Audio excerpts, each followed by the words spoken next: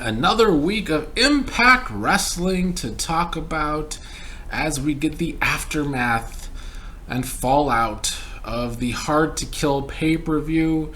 I told you last week that it was a great pay-per-view. I liked the positivity about Impact Wrestling that I was seeing on social media. Lapsed fans were watching again, new fans watching Impact Wrestling for the very first time.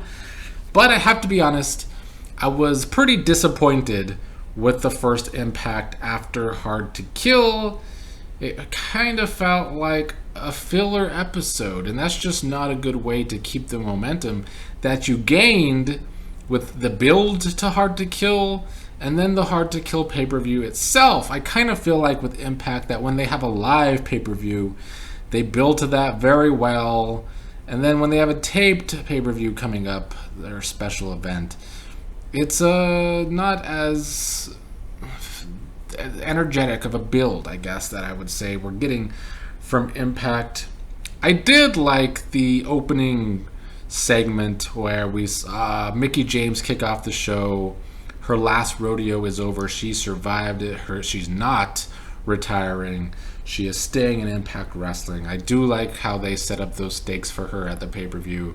Now we get to see her last hurrah, but not really, because she's not retiring. She is the Knockouts champion. But she's interrupted by Bully Ray, who is, trying to bully her out of the ring, wants the ring to himself. Mickie James stands up for herself. And then we're interrupted by Tasha Steelz and Savannah Evans, who want to see Bully Ray slap Mickie James upside the head, which I thought was funny. And of course, they come to the ring and they kind of attack Mickie James. Frankie Kazarian, newly signed to Impact, makes the save. And then Santino comes out because he's the new Director of Authority. And then we also get a surprise appearance by Ernest the Cat Miller. Somebody call my mama, because he did appear. I do see some negativity about Impacts and their use of vets, and that is too much, and I just have to disagree. I think the way that Impact uses their vets is the right way to use veteran wrestlers to eventually help put over other younger talent, which I think we get out of Impact. I think Santino's just there for comedy and to move stories along. I don't know if it's working yet, honestly, and I was a big fan of Santino back in the day. I said this last week. I was a big fan of Santino back in the day, and I was in my early 20s at the time, so maybe I had a younger sense of humor than what I'm getting out of him in Impact that I don't find as funny. But I still like Santino. I think he's an entertaining hand, and I think it was just a surprise appearance by Ernest the Cat Miller. I think a lot of the complaints come about Bully Ray and Tommy Dreamer. I can maybe see the complaints for Tommy Dreamer because it's not like the guy can go in the ring anymore at all. But I still see the use that we can get out of him. Now, they do seem to be turning this into a more Tommy Dreamer, Bully Ray feud. Tommy Dreamer says he wants to go to war. Hopefully this works where they have their own set of younger wrestlers to help get over. But any complaints about Bully Ray is just simply hogwash, okay? Because Bully Ray brings an element that not a lot of other promotions in wrestling have at all, and that is actual heat. Because Bully Ray gets heat so easily, and it's not really cheap heat. He doesn't always have to talk crap about the fans. He doesn't have to dig deep for some, anti-woke jokes a la MJF in AEW.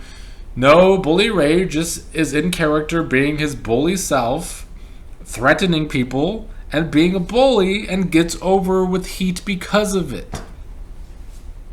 I thought the build to Bully Ray and Josh Alexander was perfect. So anybody that complains about Bully Ray being an Impact, honestly, doesn't get wrestling. I'm just going to be honest. They don't get wrestling. And that you actually need heat to sell a match to sell events, which is one of the big reasons why Hard to Kill sold so well, because of Bully Ray's heat. And I will stand by that. Now, the match itself, Ernest the Cat Miller gives Santino the idea to make this 6-man tag match between Mickie James and Kazarian and Jordynne Grace, because Jordynne Grace saved her too, along with Kazarian. I forgot to mention that.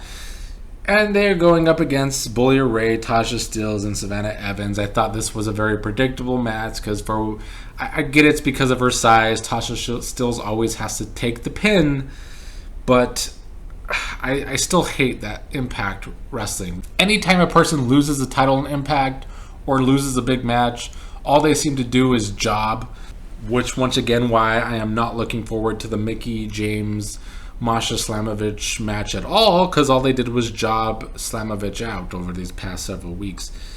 But I did like the moments in the match where Bully Ray and Jordynne Grace got into it. It does seem like they're not going to let that happen, what I just mentioned. With Jordynne Grace, they're not going to let her just job out for the foreseeable future. She's still going to be pushed hard, I think, and that's the right decision. But after that pretty entertaining opening segment and okay first match, I do feel like up until the main event, the rest of the show was filler. We did not get a whole lot of anything. We got a Deonna Purrazzo versus Ashley D'Ambrose match that was nothing special. Same goes for Taylor Wilde and Killer Kelly, nothing special. Steve Maclin is upset with Santino because he beat Rich Swann, and yet Rich Swann's going to be in the number 1 contender match coming up on this next Impact episode. And then we had a match between Steve Maclin and Dirty Dango, even though it was fun to see Dango back in action on Impact.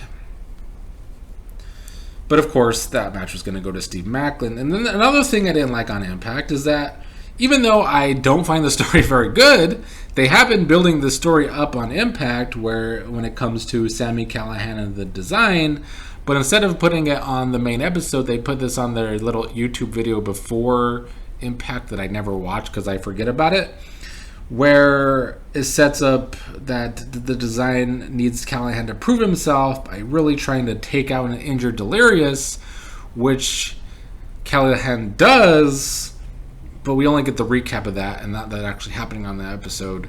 So just some odd choices to me with the booking of this episode, the first episode after Hard to Kill, where you built up some good momentum and then you give us a filler episode. It was not time for a filler episode. This episode should have been hot, and then if you need to do a filler episode, do it the next episode. But I just don't agree with the way they decided to do all of this. The main event, though, was good. I liked it a lot. The pit fight between Mike Bailey and Kenny King, where you kind of basically have to knock out your opponent, and Mike Bailey gets the win over Kenny King. Kenny King's kind of like tried to bring out the aggression out of Bailey, and Bailey's been having a really good year over in 2022, and it's looking like he's off to a good start in 2023. So I like that Mike Bailey continues to be pushed well and built up well. No Josh Alexander on this episode, and the next episode will determine who the number 1 contender is for his title. But I hope the booking over these next few weeks gets better, because this was a disappointing Impact episode after Hard to Kill.